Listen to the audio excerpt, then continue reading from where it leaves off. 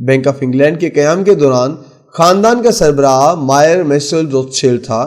اس نے انگلینڈ کا چارٹر ملتے ہی اپنے بچوں کو یورپ کے تمام بڑے بڑے شہروں میں بینک قائم کرنے کے لیے روانہ کیا، اور ان بچوں میں سے ناتھن میئر کو انگلینڈ کے مرکزی بینک کا سربراہ بنا دیا گیا۔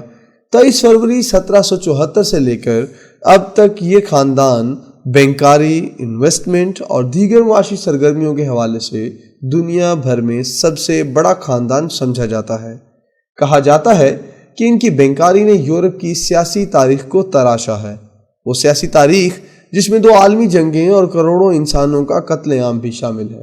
قائد اعظم نے 1 جولائی 1948 کو اسٹیٹ بینک کے افتتاح کے موقع پر اپنی تقریر میں ان 2 عالمی جنگوں کا انہی بینکاروں کو مورد الزام ٹھہرایا ہے۔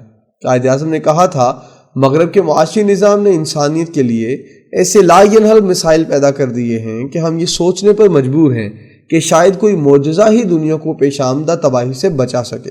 یہ نظام انسان اور انسان کے درمیان عدل قائم کرنے اور بین الاقوامی سطح پر انتشار ختم کرنے میں ناکام ہو چکا ہے، بلکہ اس کے برعکس یہ گزشتہ 50 سال کے عرصہ میں 2 بڑی عالمی جنگوں کا بنیادی ذمہ دار ہے۔ اقبال نے اپنی مشہور نظم فلسطینی عرب میں انہی بینکاروں کو یورپ کے اصل حکمران قرار دیتے ہوئے فلسطینیوں سے کہا تھا، تیری دوا نہ جنیوا میں ہے نہ لندن میں، فرنگ کی رگے جاں پنجائے یہود میں ہے۔ اقبال نے اس حقیقت کو مزید آشکار کرتے ہوئے اس یہودی سودی بینکاری نظام کو انسانیت کا سب سے بڑا دشمن قرار دیا ہے۔ یہ بینک جو یہودیوں کی مکار و عیار سوچ کی پیداوار ہیں، انہوں نے انسانیت کے سینے سے حق کا نور نکال دیا ہے۔ جب تک نظام کو تہوبالا نہیں کیا جاتا، عقل و دانش، تہذیب و تمدن اور دین کی باتیں بے سود ہیں۔ سودی بینکاری کا یہ پنجہ یہود ہی تھا جس نے تاریخی طور پر پہلے پورے یورپ کو اپنے معاشی شکنجے میں جکڑا اور پھر امریکہ کی سیاست و حکومت کو کنٹرول کرنے لگا۔ ان بینکاروں کو جنگ بہت فائدہ دیتی ہے کیونکہ انہی کے سرمایے سے اسلحے کی فیکٹریاں چلتی ہیں۔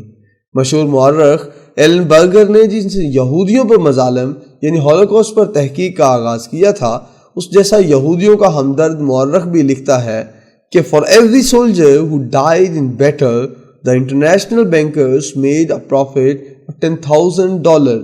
ہر سپاہی جو میدان جنگ میں مارا جاتا ہے، عالمی بینکار اس سے $10,000 منافع کماتے ہیں۔ پاکستان کو ایک خاص منصوبے کے تحت گزشتہ 40 سالوں میں بددیانت حکمرانوں کے ذریعے قرضے کی دلدل میں اتار دیا گیا ہے۔ یہ ایک ایسی دلدل ہے جسے نکلنے کا اب کوئی راستہ کسی کو بھی سجھائی نہیں دے رہا۔ 1 سال سے IMF پاکستان کو ٹرخاتا چلا آ رہا ہے۔ سعودی عرب، دبئی اور چین کی مدد نہیں آئی کیونکہ یہ بھی IMF سے مشروط ہے۔ قرضوں کی قسط سر پر ہے، جبکہ امریکہ پاکستان کو دہشت گردی کے نام پر ایک اور جنگ میں افغانستان سے لڑانا چاہتا ہے۔